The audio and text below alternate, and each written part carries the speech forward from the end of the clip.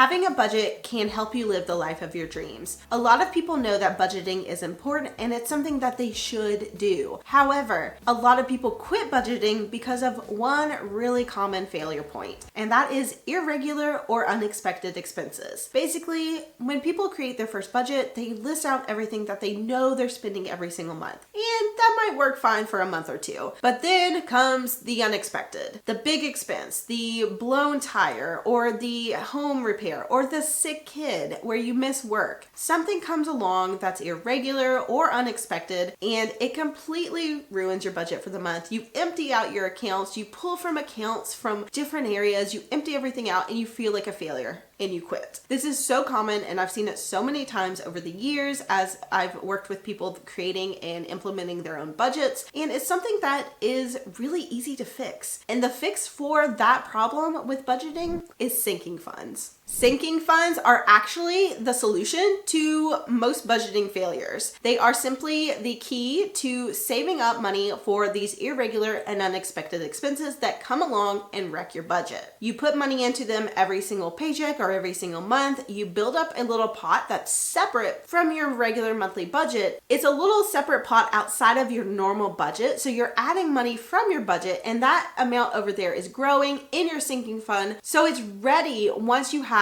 an irregular or unexpected expense come along. These expenses can be anything like big expenses like a new car purchase or car repairs. They can be things that are kind of irregular, not monthly expenses. So like paying your car insurance every 6 months or paying a yearly bill that comes along once a year. They're things that you don't have a monthly expense for, but you know you eventually have to pay for them. So instead of having a surprise when that bill comes along, you are steadily saving up money so that you have a pot to pull from specifically for those expenses when the time comes. Sinking funds just allow you to be more prepared for when those expenses come, when it happens, so you're not scrambling and pulling from all the different piles of money that you have that don't actually make sense. So let's look at some of the categories and examples of sinking funds that you might want to implement in your own life. Some examples of sinking funds include planning a sinking fund for a trip that you are going to take in a few months. So you're saving up money every single month before the trip gets here, so you have a fund to pull from and don't go into debt for your trip. There are things like knowing that you need new tires in your car. So eventually your car will need new tires. So every single month you're putting money into a sinking fund for your car so that you can pull and buy new tires when that time comes. Or like I said earlier, it's for your car insurance. So basically every 6 months, you know, you have this larger bill. So monthly you're putting an amount in to pay for that when it comes along. Some really common sinking fund categories are for things like repairs. So car repairs, home repairs. They are things like having medical bill sinking funds if you're in the US, unfortunately. Things that you can't really predict when they're going to happen, but you know eventually they're going to happen. Then some of the irregular expense sinking funds are for things like car insurance that you pay every 6 months or yearly, or things like property taxes that you pay once a year. Those irregular expense sinking funds are for things that you know are coming down the road. You even might know the actual date of the bill, but it's 6 months, 3 months, 12 months away. So you have the time to put money into a sinking fund so that you have the funds when that bill comes, and then you're not scrambling or putting it on a credit card that you can't pay off that month. You're able to actually fund it and not break your budget for that month when the bill actually comes. So this all sounds great, right? Like, why is everyone not doing sinking funds? It's an amazing way to save up and actually handle those expenses when they come so that you're not completely failing with budgets every single month. But how does this work in reality? Like, where do you keep the money? How do you keep it organized? How does this work? There's a couple different methods for sinking funds, and the one you choose will basically depend on your personality. Both are totally valid,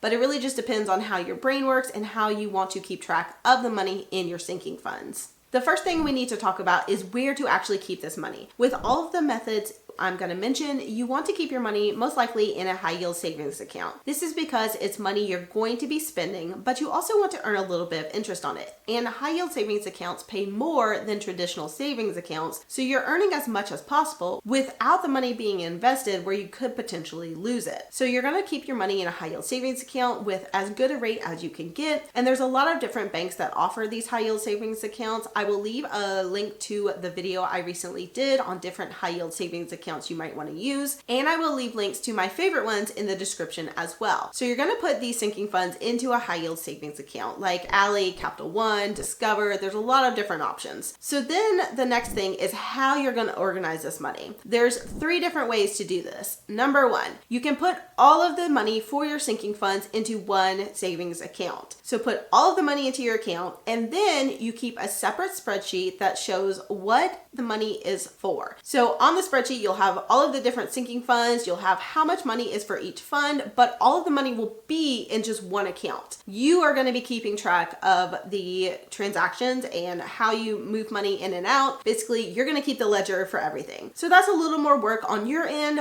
but it just keeps things simple on the banking side because it's all in one account. That is one method of doing it. Then the next method is to actually create separate accounts for each sinking fund. So each sinking fund gets its own high yield savings account. And then you basically transfer money every single time you are putting money into these accounts. You transfer it over to that savings account, and then it builds up within its own account and you're good to go. I like this method and I've used it before myself. I like having it in separate accounts just so I can see it visually, and it's kind of nice to have it a little bit more separated. And you can even do your sinking funds at a different bank than your regular bank in case you're worried that you're going to often pull money when you shouldn't be. If you do have trouble with pulling to fund expenses instead of saving that money and letting it sit until the time comes that it needs to be used, I do recommend trying 2 different banks. It can just give you a little bit of friction between your sinking funds and your regular account so that you're not pulling from it and depleting it when you don't need to.